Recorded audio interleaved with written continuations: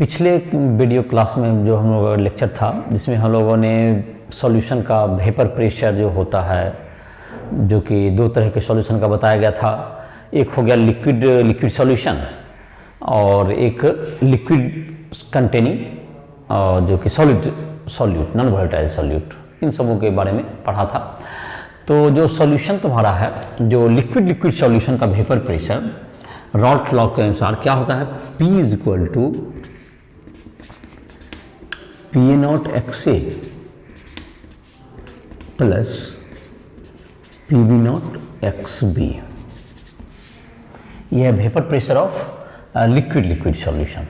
ये हो गया वेपर प्रेशर ऑफ, ये हो गया वेपर प्रेशर ऑफ, क्या हो गया इस फार्मूला पे P equals to vapour pressure of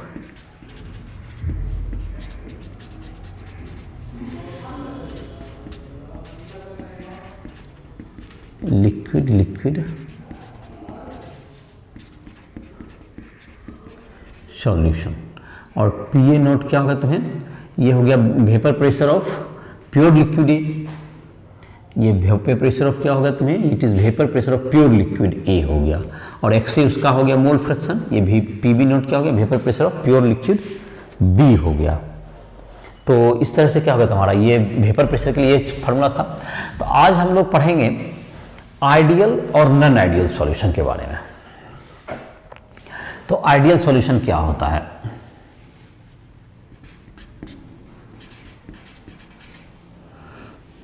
ideal solution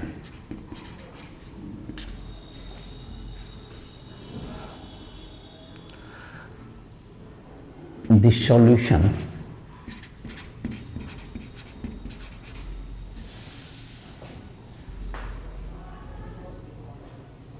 in which mixing of two components, mixing of its component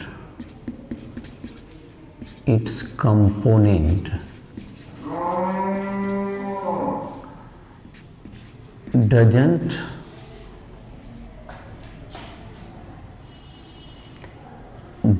changes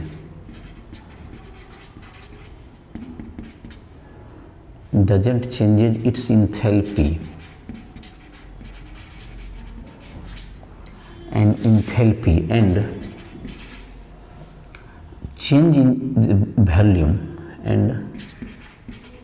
change in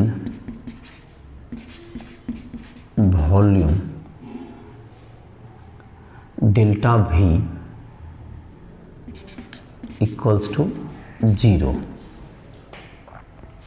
तो enthalpy change delta H, enthalpy change जो है तुम्हारा delta H 0 होना चाहिए, नो इंथैल्पी चेंज, और delta V equals to 0।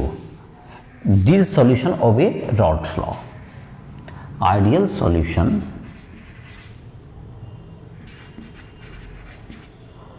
Obeys Raoult's law. Raoult's law का ये क्या करता है, ओबे करता है। तो ऐसा सॉल्यूशन जिसमें कि जबकि हम लोग उसको प्रिपेयर करें, ये जो जैसे कि ये भी दो सॉल्यूटेड सॉल्वेंट है, दोनों को जब मिक्स करेंगे तो उस समय इसके इंथैल्पी चेंज क्या होना चाहिए, 0 होने चाहिए। चेंज इन इंथैल्पी क्या होता है, 0 होता है। या उसका जो तुम्हारा है वॉल्यूम चेंज 0 हो, चेंज इन वॉल्यूम। जैसे कि मान लेते हैं कि तुमको कहा जाए कि एक 100 ml तुमको एक वाटर दिए और 50 ml हमने उसमें एक दूसरा कोई अल्कोहल मिला दिया, इथाइल अल्कोहल, तो टोटल वॉल्यूम कितना होना चाहिए, 150 ml। लेकिन ये वॉल्यूम अगर 150 होगा तो there is no change in volume.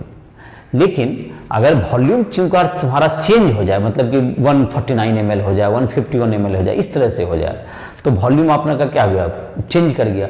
तो ऐसा नहीं होना चाहिए। अगर आइडियल सॉल्यूशन में ये जो चेंज इन वॉल्यूम हो या इंथैल्पी जो कि चेंज होता है, जो हीट ना निकलना चाहिए, ना एब्जॉर्ब होना चाहिए, ना इवॉल्व होना चाहिए मिक्सिंग करने पर, तो ऐसे जो सॉल्यूशन होते हैं जो अपना आइडियल सॉल्यूशन बनाते हैं, तो ये आइडियल सॉल्यूशन के आधार पर ही के रहने पर ही जो इक्वेशन है, दोनों सॉल्यूशन अगर आइडियल है तभी इस इक्वेशन को पूरी तरह ये फुलफिल करेगा। P equals to PA0XA plus PB0XB। तो क्या कोई सॉल्यूशन, जब दो कंपोनेंट को हम लोग मिक्स करें, तो क्या ये संभव है कि इस कंडीशंस को ओबे करे, और कितना ओबे कर सकता है कि चेंज इन वॉल्यूम ना हो, इंथैल्पी चेंज ना हो, रॉल्ट लॉ को पूरी तरह पालन करे, तो ये क्या ओबे करे, तो इस कैसे हो सकता है ये? तो इसको हम लोग करते हैं यहाँ पर रॉल्ट लॉ को ओबे करे। तो ये जो सॉल्यूशन ए बी जो हमने मिक्स किया, तो ए बी कंपोनेंट के बीच में देखते हैं, इसको एज ए मॉलिक्यूलर लेवल पे देखें तो क्या होता है। जब हम लोग दो चीज को मिक्स करते हैं तो पहले क्या बना हुआ है, जैसे ए लिक्विड है, तो ए लिक्विड है में कौन कौन इंटरमॉलिक्यूलर फोर्सेस क्या होते हैं, ए और बी में होगा बी मॉलिक्यूल के बीच में इंटरेक्शन फोर्स होते हैं, इंटरेक्शन फोर्सेस, इंटरमॉलिक्यूलर फोर्सेस है ये, इंटरमॉलिक्यूलर फोर्सेस, ये मिक्सिंग से पहले। और जब ये बिफोर मिक्सिंग है, ये बिफोर मिक्सिंग है, बिफोर मिक्सिंग। तो ये ए और बी दोनों के अपने मॉलिक्यूल के बीच में इंटरमॉलिक्यूलर फोर्स हैं। जब आफ्टर मिक्सिंग क्या होता है, आफ्टर मिक्सिंग क्या हो जाएगा, ए बी जो है तुमको इंटरेक्शन फोर्स आएगा, ये तुमको इंटरमॉलिक्यूलर फोर्स आएगा, ए बी क्या हो गया, इंटरमॉलिक्यूलर फोर्स बनेगा, इंटरमॉलिक्यूलर फोर्स क्रिएट होगा। तो अगर ये मॉलिक्यूलर फोर्स है, ये अलग तरह का होगा, ये ए बी और बी के बीच में अलग होगा, ए बी के बीच में अलग तरह का अगर मॉलिक्यूलर फोर्स आएगा, तो जाहिर है कि अगर मॉलिक्यूलर फोर्स अलग होगा तो दोनों के बॉन्डिंग भी अलग तरह के बनेंगे। तो इस अगर ऐसा होता है तो इंथैल्पी चेंज भी होगा। और जाहिर है कि अगर तुमको इंटरमॉलिक्यूलर फोर्स पर ही डिपेंड करता है, इंटरमॉलिक्यूलर स्पेसिंग भी डिपेंड करता है। अगर इंटरमॉलिक्यूलर फोर्स स्ट्रॉन्गर हो जाए तो स्पेसिंग घट जाएगा, तो वॉल्यूम कंट्रैक्ट हो जाएगा। और अगर ए बी के बीच में इंटरमॉलिक्यूलर फोर्स क्या है, वीक है, अगर ए बी के कंपैरिजन में ए बी के बीच मॉलिक्यूलर फोर्स क्या है तुम्हारा, वीक है। अगर मॉलिक्यूलर फोर्स वीक है तो वो उसका एक्सपेंशन होगा, वॉल्यूम कुछ क्या हो जाएगा, बढ़ जाएगा, डेल्टा भी पॉजिटिव आ जाएगा। तो ये दोनों में इसका इंथैल्पी चेंज ना हो, ये किस पर निर्भर करेगा, इंटरमॉलिक्यूलर फोर्स बिल्कुल सिमिलर होना चाहिए। If A intermolecular force and B molecular force is similar to AB molecular force, then the solution will be ideal. ये solution ideal कब होगा, if AA molecular AA, BB and AB molecular force, AB intermolecular force, intermolecular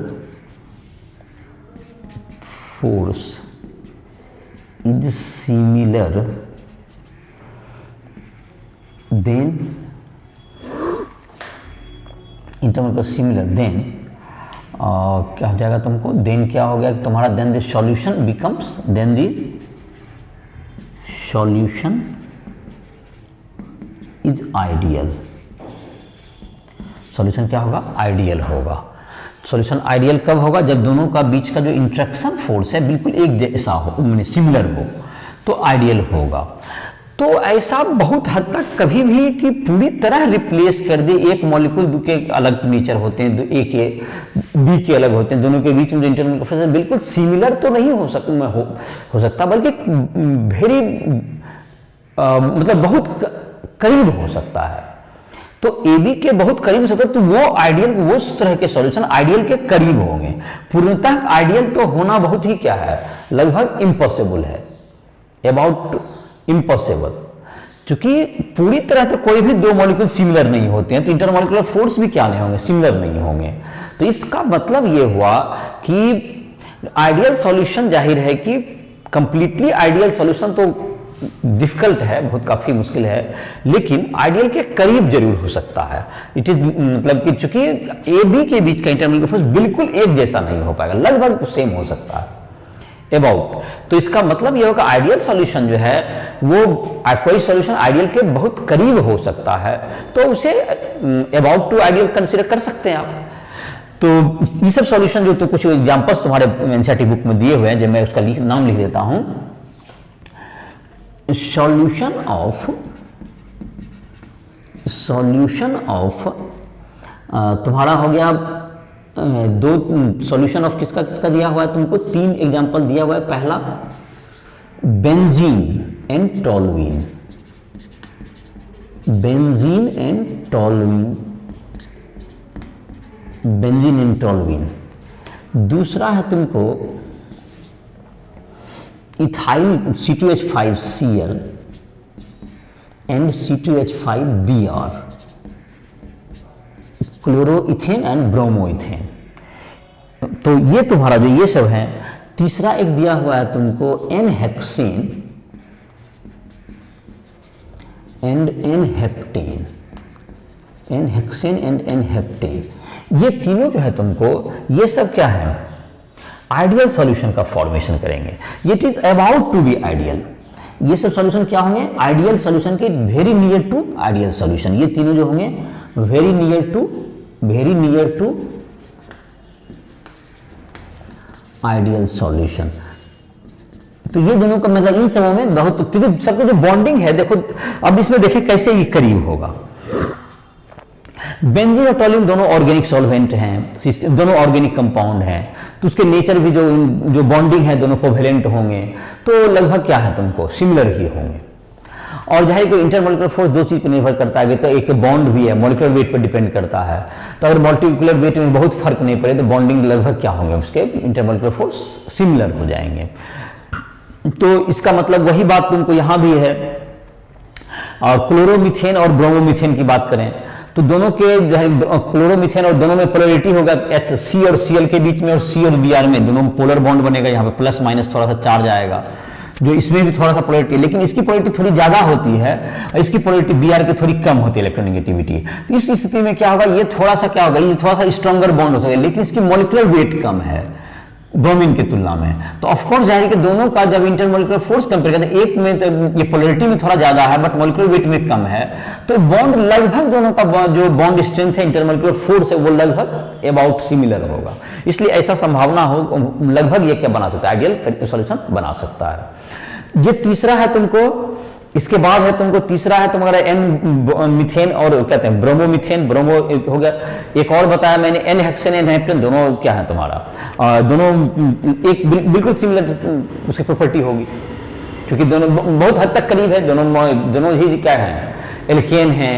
दोनों तुमको क्या है, मतलब कि molecular weight भी में डिफरेंस बहुत ज्यादा परसेंट का नहीं होगा, और इसलिए क्या बनाएंगे ये सब इंटरमोलिकुलर फोर्स दोनों लगभग सिमिलर होंगे, और इसीलिए ये सब आइडियल सॉल्यूशन बना सकते हैं। तो आइडियल सॉल्यूशन क्या हुआ तुम्हें, ऐसे सॉल्यूशन जब बनाते हैं, जब दोनों कंपोनेंट को मिक्स करें हम लोग, जो भी कंपोनेंट आपके हैं, तो जो सॉल्यूशन जो प्रिपेयर हो उसमें कोई इंथैल्पी का चेंज नहीं होना चाहिए, हीट इवॉल्व या एब्जॉर्ब नहीं होना चाहिए, और नो एक्सपेंशन और contraction in the volume, then that solution becomes ideal. और ये किस पर डिपेंड करता है, ये तभी होगा आइडियल जबकि तुम्हें दोनों के जो बॉन्डिंग होंगे AA, BB और AB लगभग एक जैसे होंगे, सिमिलर होंगे। तो सिमिलर बॉन्डिंग तो बहुत ही मुश्किल है, इसलिए आइडियल सॉल्यूशन कभी दोनों कोई भी आइडियल सॉल्यूशन पूरी तरह नहीं होता, बल्कि आइडियल सॉल्यूशन के बहुत करीब होता है। जैसे कुछ यहाँ पर 3 एग्जांपल्स दिया गया। और आइडियल सॉल्यूशन किसका ओबे करता है, रॉल्ट्स लॉ का ओबे भी करता है, P बराबर PA0xA प्लस PB0xB को ओबे करता है। तो ये तुम्हारा आइडियल सॉल्यूशन के बारे में हो गया तुम्हारा। अब आइडियल सॉल्यूशन के बाद आता है नॉन आइडियल सॉल्यूशन की बात करते हैं इसको। चलो तो इसको मिटाते हैं, इसको नोट डाउन कर लो। और तुमको जो भी दिक्कत है, जो भी पढ़ाई में जो भी समस्या हो रही है, तो उसके लिए राइज ट्यूटोरियल ऐप पर आकर के प्ले स्टोर से डाउनलोड करो। उसके थ्रू जो है लाइव क्लासेस, या तुम्हें कोई भी कंसेप्ट में दिक्कत है, न्यूमेरिकल नहीं बन रहा हो, तो उसके लिए क्या कर सकते हो, हमसे संपर्क कर सकते हो। जिसमें कि पर्सनल अगर परेशानी है पर्सनल, तो उसमें मोबाइल नंबर, व्हाट्सएप नंबर भी दिए हुए हैं, कभी बात कर सकते हो। जो भी गाइड लेना है ले सकते हो। उस ऐप पर तुमको फिजिक्स, केमिस्ट्री, मैथ तीनों की पढ़ाई का उपलब्ध है, जिससे जेई हो, नीट हो या कोई भी बोर्ड के एग्जाम हो, उन सबों में तुमको काफ़ी मदद मिलेगी। तो ये है तुमको। अब है तुमको कि नॉन आइडियल सॉल्यूशन क्या होगा। नॉन आइडियल सॉल्यूशन क्या होगा,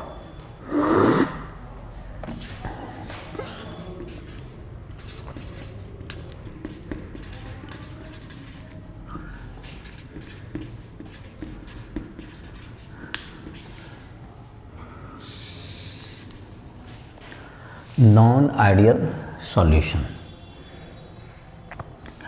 ऐसा सॉल्यूशन जो कि रॉल्स लॉ को ओबे नहीं करता है। तो जो रॉल्स लॉ को पूर्णतः तो कोई भी ओबे नहीं करता, लेकिन जब काफी डेविएशन हो वो क्या कहलाता है? Non ideal solution.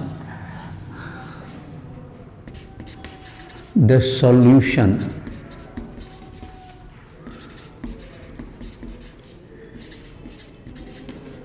which doesn't obey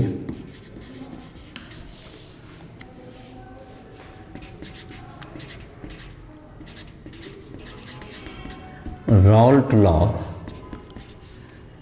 is called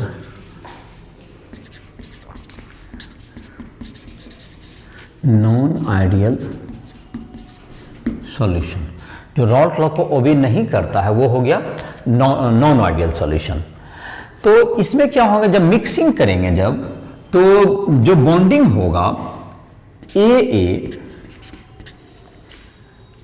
B B intermolecular force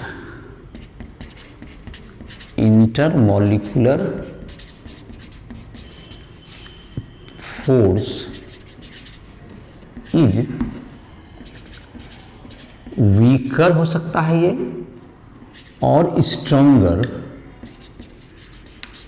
then A B intermolecular force.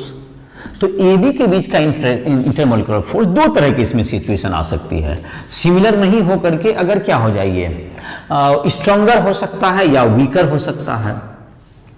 तो दो तरह का होगा। तो एक केस में तो दोनों स्थिति में क्या होगा, ये तुमको नॉन आइडियल सॉल्यूशन बनाएगा। तो दोनों स्थिति में नॉन आइडियल बताया। तो एक के स्थिति में क्या हो सकता है कि जो तुम वेपर प्रेशर लाओ, कि vapour pressure calculated by the formula is, मतलब कि क्या हो सकता है, अगर तुमको एक लेस देन जो हमने फॉर्मूला से जो लाया वेपर, जो कि Raoult ideal gas ideal solution के लिए है, हमारा वेपर प्रेशर उससे क्या आ जाए, ज्यादा आ जाए। जो हमारा ऑब्जर्व वैल्यू है, ऑब्जर्व जो करेंगे, जो कि प्रैक्टिकल करके निकालें, कोई दो सॉल्यूशन को मिक्स करने पर ए बी पे, ए बी के सॉल्यूशन, उसका जो वेपर प्रेशर आया, observe vapour pressure is A B के observe vapour pressure is greater than, observe vapour pressure is more than the, किससे, observe vapour pressure of the solution is greater than the expected from Raoult law. तो vapour pressure अगर ज्यादा हो जाएगा तो क्या होगा तुम्हें, अगर ए बी को हमने मिक्स किया तो वेपर प्रेशर ज्यादा है, तो इसका मतलब ये हुआ कि it is called positive deviation. तो दो तरह के डेविएशन हो गए, ये तुम्हारा क्या हो गया, positive deviation. Positive deviation if vapour pressure observed is greater than expected vapor pressure from Raoult law. Raoult law से क्या हो, ज्यादा हो जाए, रॉल्ट लॉ से ज्यादा हो जाए तो क्या होगा, ये रॉल्ट लॉ के वेपर प्रेशर से ये वेपर प्रेशर अगर ज्यादा आ गया तो ये डेविएशन क्या हो गया, ये पॉजिटिव हो गया। और अगर ये क्या आ गया, नीचे कम आ गया तो ये क्या हो जाएगा, निगेटिव हो जाएगा। ये तुम्हारा ये पॉजिटिव डेविएशन कब होगा, जब ये वेपर प्रेशर किससे ज्यादा हो, रॉल्ट लॉ के जो कैलकुलेटेड वैल्यू है उससे ज्यादा हो जाए, या इसको कहें P greater than PA not XA plus PB not XB। इससे क्या हो गया, ज्यादा आ जाए। तो ये जो अगर P ज्यादा आता है PA not XA plus PB not XB से, तो ये कैसा डेविएशन होगा, ये पॉजिटिव डेविएशन होगा, ये पॉजिटिव डेविएशन आएगा। पॉजिटिव डेविएशन कब आएगा, जब ए बी, देखो कोई भी वोलेटाइल कब होता है, जब उसके इंटरमोलिकुलर फोर्स कमजोर होते हैं, वीक होते हैं, तो ज्यादा वोलेटाइल होने की संभावनाएं होगी, क्योंकि ज्यादा उसके कंपाउंड एक दूसरे से अगर वीकर हैं तो गैसेस की ओर तरफ जाएंगे, ज्यादा वोलेटाइल होंगे। तो इसका मतलब है कि ए बी जो इंटरमोलिकुलर फोर्स होगा वो वीकर रहा होगा किससे, ये ए और ए बी से, तभी तो वो ज्यादा इवेपोरेट कर रहा है देन एक्सपेक्टेड। तो इसी स्थिति में क्या होगा, A B intermolecular force intermolecular force is weaker than AA और AA and BB। इन दोनों से क्या होगा, ये जब वीकर होगा तभी तो ये क्या होगा, इवेपोरेट किया होगा, ज्यादा पॉजिटिव डेविएशन शो करेगा। तो पॉजिटिव डेविएशन में तुम्हारा क्या होना चाहिए कि बाद में जो कि तुमको जो बने इंटरमोलिकुलर फोर्स जो बाद में बने वो क्या होने चाहिए, वीकर होने चाहिए। कम होंगे तो ज्यादा इवेपोरेट करेंगे। तो इंटरमोलिकुलर फोर्स ए बी जो है वीकर होना चाहिए, किससे, ए ए और बी बी के तुलना में। इसके कुछ एग्जांपल जो तुम्हारे बुक में दिए हुए हैं, एग्जांपल जो पॉजिटिव डेविएशन के दो हैं तुम्हारा, एग्जांपल है तुम्हारा, एक है तुमको दिया हुआ है तुमको C2 ethanol, ethanol and acetone, ethanol and acetone, ethanol and acetone. दूसरा एग्जांपल दिया हुआ है carbon disulphide CS2 and acetone, and acetone. Acetone का फॉर्मूला होता है CH3COCH3, CH3COCH3, इसको कहते हैं प्रोपेनटोन को, प्रोपेनॉन, या एथेनॉल C2H5OH। तो ये तुमको जो है पॉजिटिव डेविएशन शो करते हैं। अब क्यों शो करेंगे, देखो इथेनॉल में जो होते हैं, इथेनॉल का जो मिक्सचर है, इथेनॉल में कैसा होगा, इथेनॉल जो है तुमको उसमें हाइड्रोजन बॉन्डिंग पाया जाता है। Ethanol has hydrogen bonding, ethanol has H bonding. Hydrogen bonding किसमें किसमें पाया जाता है, याद होगा, जब H और O, इथेनॉल में C2H5OH, O और H के बीच में क्या है, इसमें हाइड्रोजन बॉन्डिंग है, H बॉन्डिंग रहता है यहाँ पे, OH का बॉन्ड है यहाँ पर, इसलिए क्या बनाएगा, इथेनॉल के मॉलिक्यूल बनाते हैं हाइड्रोजन बॉन्डिंग। जो हाइड्रोजन बॉन्डिंग क्या हो जाएगा, H बॉन्डिंग वीक पड़ जाएगा। अगर उसके बदले इथेनॉल के दो मॉलिक्यूल है तो उसके बीच में हाइड्रोजन बॉन्डिंग बना हुआ है, लेकिन उस जगह पर अगर एसीटोन आते हैं तो उसमें तो हाइड्रोजन बॉन्डिंग नहीं बन पाएगा। इट मीन्स कि वो बॉन्डिंग क्या होगा, H बॉन्डिंग उसका कमजोर पड़ेगा, और इस प्रकार से क्या हो गया, वो बाद वाला जो इंटरमोलिकुलर फोर्स होगा वो वीकर हो जाएगा। तो क्या हुआ कि हाइड्रोजन बॉन्डिंग जो कि इथेनॉल में है वो बाद में जाकर क्या पड़ने वाला है, वीकर हो जाएगा। जो कि किसके आने से, एसीटोन जब आएगा CH3COCH3 तो उसके साथ हाइड्रोजन बॉन्डिंग नहीं बना पाएगा, और इस स्थिति में क्या हो जाएगा, उसका इस स्थिति में उसका हाइड्रोजन बॉन्डिंग नहीं कम बन पाएगा, जिस कारण से कि इंटरमोलिकुलर फोर्स वीक हो जाएगा। तो आई होप कि समझ में आ गया होगा, वीक हो गया। इसी प्रकार से अगर दूसरा हमने जो एग्जांपल लिया कार्बन डाइसल्फाइड CS2 जो है कार्बन डाइसल्फाइड, बिल्कुल दोनों में सिमिलरिटी नहीं है, carbon disulphide non polar type के मॉलिक्यूल होंगे, और तुमको CH3COCH3 इसमें कार्बन और ऑक्सीजन के बीच में पोलैरिटी है तो डायपोल बनाने की संभावना होगी। और जब दोनों को एक दूसरे के साथ मिक्स करेंगे तो दोनों की बॉन्डिंग एक जैसे मैच नहीं करेंगे, तो दोनों क्या जो इंटरेक्शन होगा दोनों के बीच में, एक CH2 मॉलिक्यूल और एसीटोन मॉलिक्यूल, उन दोनों के बीच में काफी वीक होगा। इसका मतलब है कि वो जब इंटरेक्शन एक जो कमजोर पड़ेगा तो उसको इवेपोरेट होने की संभावनाएं और बढ़ जाएगी, possibility. It means vapour pressure क्या पॉजिटिव डेविएशन शो करेगा। तो आई होप कि इसको नोट कर सकते हो। पॉजिटिव डेविएशन के दो एग्जांपल दिए गए हैं जो तुम्हें एनसीईआरटी बुक में दिए हो, वो मैंने बताया। और ऐसे पॉजिटिव डेविएशन में वो भी आता है तुमको, इथेनॉल एंड वाटर भी पॉजिटिव डेविएशन शो करता है। एक एग्जांपल और भी दे सकते हो, ethanol and water, ethanol C2H5OH and H2O, ये भी पॉजिटिव डेविएशन में ही आता है। देखो हाइड्रोजन बॉन्डिंग इसमें भी पाया जाता है, हाइड्रोजन बॉन्डिंग इसमें भी पाया जाता है, और दोनों जब मिक्स करते हैं तो भी हाइड्रोजन बॉन्डिंग बनता है। बट इसका जो हाइड्रोजन बॉन्डिंग होता है, it is stronger, it is stronger hydrogen bonding, stronger H bonding पहले ज्यादा स्ट्रॉन्गर होता है इसका वाटर का हाइड्रोजन बॉन्डिंग। देन किससे, then alcohol water, alcohol water मैंने हाइड्रोजन बॉन्डिंग पहले भी था, बाद में बनेगा, लेकिन ये स्ट्रॉन्गर है H2O H2O के बीच में पहले बाद में बनने वाले से। तो इसका मतलब है कि ये क्या होगा तुमको, तो वीक पड़ जाएगा। पहले के तुलना में जो बॉन्डिंग हुआ ये भी कमजोर पड़ा, इट मीन्स कि ये भी क्या करेगा, पॉजिटिव डेविएशन शो करेगा। तो ये पॉजिटिव डेविएशन का हो गया तुम्हें। अब है कुछ एग्जांपल्स है तुम्हें निगेटिव डेविएशन, तो जो कि क्या करेगा, रॉल्ट लॉ से क्या शो करेगा, रॉल्ट लॉ के तुलना में जो शो करेगा क्या चीज, जो कि वेपर प्रेशर क्या हो जाएगा, लेस हो जाएगा। इसको जानते हैं, इसको लिख लो, नोट डाउन कर लो।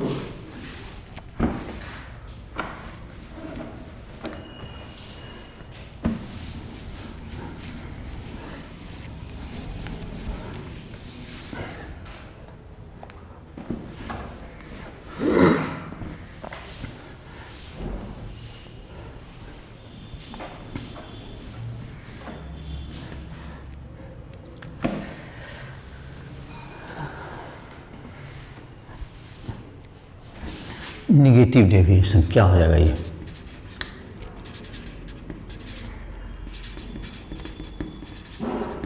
निगेटिव डेविएशन कौन शो करेगा?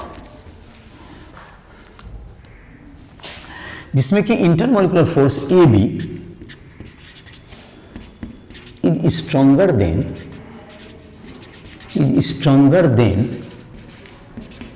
ए एंड बी।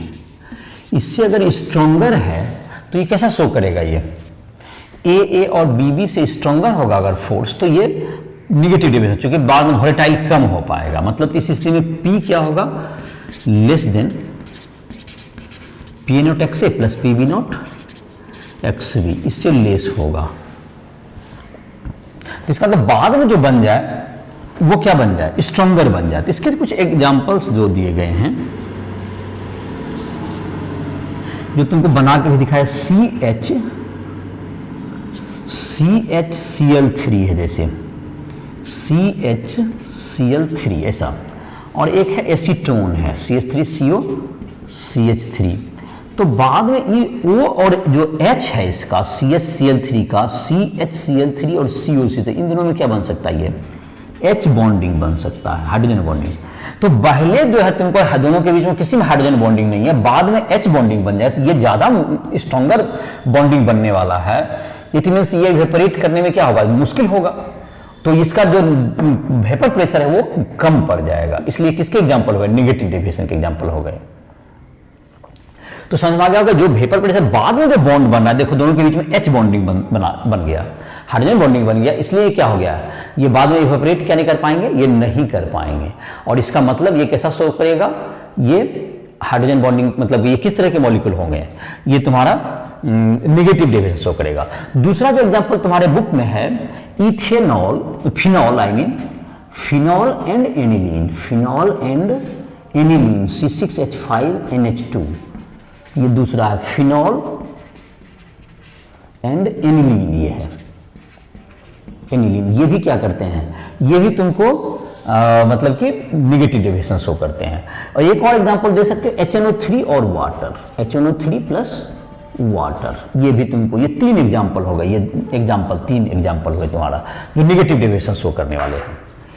तो इस तरह से तुम्हें पॉजिटिव डेविएशन और नेगेटिव डेविएशन समझ में आ गया होगा। बाद में जो मॉलिक्यूल्स के बीच में अगर स्ट्रॉन्गर बॉन्डिंग बन जाए पहले के AA-BB के तुलना में, कंपैरिजन में, तो वो निगेटिव डेविएशन शो करेगा। और अगर बाद में कम हो जाए तो वो पॉजिटिव शो करेगा। अगर इक्वल रह जाए तो ये बॉन्डिंग पर डिपेंड करता है। AB का बॉन्डिंग अगर स्ट्रॉन्गर हो गया AA और BB से, तो स्ट्रॉन्गर हो गया तो कम वोलेटाइल हो पाएगा। It means it shows negative deviation. If AB is क्या हो जाता है? स्ट्रॉन्गर देन AA और BB is stronger, I mean कि उससे क्या हो जाए? बड़ा हो गया तो निगेटिव डेविएशन। अगर ये वीकर हो गया AB तो पॉजिटिव डेविएशन। अगर दोनों सिमिलर है तो दैट इज आइडियल के करीब होगा, नियर टू आइडियल। और सबके एग्जांपल्स वगैरह जो एनसीईआरटी बुक में तुम दिया हुआ था उसको मैंने डील कर दिया। अब तुमको इसी से जुड़ा हुआ एक चीज है जिसको हम एजियोट्रॉपिक मिक्सचर कहते हैं। एजियोट्रॉपिक मिक्सचर देखो क्या है। तो इसी से जुड़ा हुआ है एक कंसेप्ट जिसका नाम है azeotropic mixture.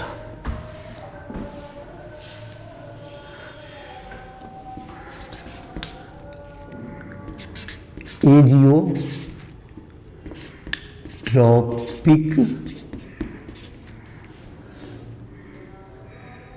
Mixture, azeotropic solution या एजियोट्रॉप कैसे बनता है देखो। एजियोट्रॉप जो बनेगा तुम्हें जब, तो इसके जो होते हैं तुमको, इसका जो कि mole fraction in vapour phase, the mole fraction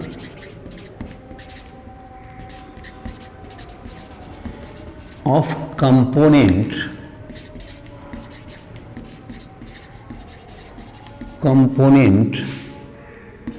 in vapor phase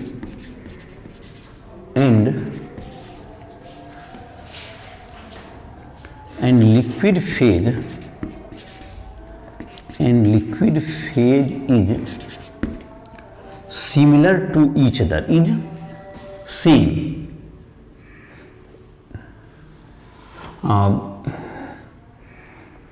if the component का जो तुम्हारा है मोल फ्रैक्शन जो है वेपर फेज और लिक्विड फेज में क्या हो, सेम हो, is component is same, then it form constant boiling azeotrope, then it forms constant boiling azeotrope. तो ऐसा सॉल्यूशन जो कि क्या करे, ऐसा सॉल्यूशन जो कि तुम्हें जिसका कि मोल फ्रैक्शन किसमें, एक वेपर फेज में जो लिक्विड फेज में है, एक्स ए एक्स बी जिसको सिंबल देते हैं, और एक तुमने को इसके पिछले लेक्चर में बताया था एक्स ए डैश और एक्स बी डैश। जैसे कि एक्स ए डैश का वैल्यू होता था P A by P, x A dash जो होता था ये वेपर फेज में पी ए बाई पी, और एक्स बी डैश क्या होता था पी बी बाई पी। ये वेपर फेज में हो गया, ये mole fraction in vapour phase, mole fraction of A in vapour phase, ऐसा हो गया पी ए बाई पी। और जहां तक एक्स ए एक्स बी क्या था तुम्हारा, लिक्विड फेज में था, एक्स ए एक्स बी लिक्विड फेज में था तुम्हारा। तो ये दोनों का अगर कॉम्बिनेशन क्या हो जाएगा, सेम हो जाए, मतलब कि X A is equal to, मैं कहना चाह रहा हूं अगर सिंबल में कहें X A equals to X A dash कहना चाह रहे हैं, और X B equals to X B dash कहना चाह रहे हैं, ये दोनों इक्वल हो जाएगा सिंबल में कहें। तो ये फॉर्म करेंगे क्या चाहिए, ये करेंगे बॉइलिंग एजियोट्रॉप का फॉर्मेशन करेंगे ऐसे सॉल्यूशन। तो ऐसे सॉल्यूशन को क्या करते हैं, आप फ्रैक्शनल डिस्टिलेशन सेपरेट नहीं कर सकते हैं, this solution can't be separated by fractional distillation. This solution agiotrops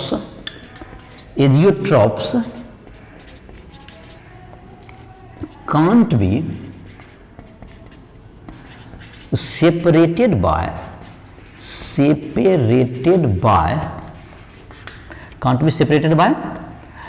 इसको सेपरेट कैसे नहीं कर सकते हम लोग, can't be separated by fractional distillation process याद होगा, इसको मैं एक बार बोल दूं, फ्रैक्शनल डिस्टिलेशन प्रोसेस होता था जबकि हम लोग क्या करते हैं, दो कंपोनेंट को, दो लिक्विड को अगर सेपरेट करने हैं तो उसको इवेपोरेट किए, टेम्परेचर हीट किए, तो हीट के जिसका बॉइलिंग पॉइंट पहले आ जाता है वो कंपोनेंट क्या हो जाएगा आपका, इवेपोरेट करने लगता है, और उस प्रकार से दो कंपोनेंट जिसके बॉइलिंग पॉइंट को बॉइलिंग पॉइंट के डिफरेंस के आधार पर दोनों कंपोनेंट को हम क्या करते हैं, सेपरेट कर लें, that is called fractional distillation. लेकिन इसका जो बॉइलिंग पॉइंट कांस्टेंट हो जाता है, दोनों का मिक्सचर अगर ऐसा बन गया जो कि दोनों वेपर फेज और लिक्विड फेज में अगर तुमको कॉम्बिनेशन सेम हो गया तो आप उसे सेपरेट कर ही नहीं पाएंगे फ्रैक्शनल डिस्टिलेशन से। तो इस तरह के सॉल्यूशन क्या कहलाते हैं, ये जो तुम्हारा हो गया ये कहलाएगा एजियोट्रॉपिक सॉल्यूशन। तो एजियोट्रॉपिक सॉल्यूशन दो अगर पॉजिटिव डेविएशन शो करता है तो पहले ही वेपर प्रेशर किसकी बराबरी कर ले, एटमॉस्फेरिक प्रेशर की, तो वो बनाएंगे minimum boiling azeotrope. Minimum boiling azeotrope कौन बनाएंगे, जो positive large positive deviation show करता है, तो वो बनाएंगे minimum boiling azeotrope. The solution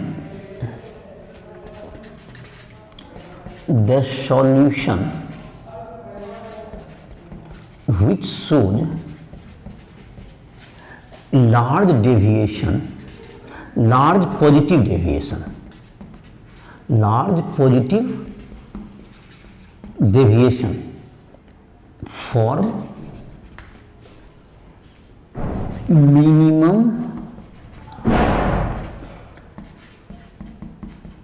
boiling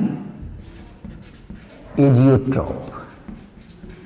minimum boiling azeotrope, ये मिनिमम बॉइलिंग एजियोट्रॉप क्या करते हैं, बनाते हैं। तो मिनिमम बॉइलिंग एजियोट्रॉप के जैसे लार्ज, तो ये जिसका एग्जांपल होता है तुम्हें, तो ये होता है तुम्हें एक एग्जांपल है इसका 95%, इसी कॉन्सेंट्रेशन में आपको रखना C2H5OH and 5% water by volume अगर मिक्स कीजिए तो ये क्या बनाएगा तुमको, ये तो अभी मैंने बताया था कि पॉजिटिव डिविएशन शो करता है, तो इसकी जो बॉइलिंग पॉइंट हो जाएगी वो कम हो जाती है, बॉइलिंग पॉइंट तुमको मतलब कि जो वाटर का होता है 273 केल्विन से उससे क्या हो जाएगा, लेस हो जाएगा इसका। क्योंकि इसके ये पॉजिटिव डेविएशन होता है तो एटमॉस्फेरिक से कि को तेजी से एक्वायर कर लिया, दोनों का वेपर प्रेशर और एटमॉस्फेरिक प्रेशर बराबर पहुंच जाएगा, मोर देन मतलब जितना टेम्परेचर लो टेम्परेचर पर ही, तो ये मिनिमम बॉइलिंग एजियोट्रॉप बनाएगा। और एक होता है आपका मैक्सिमम बॉइलिंग एजियोट्रॉप जो कि निगेटिव डेविएशन शो करता है। निगेटिव डेविएशन शो वाला क्या बनाएगा, निगेटिव डेविएशन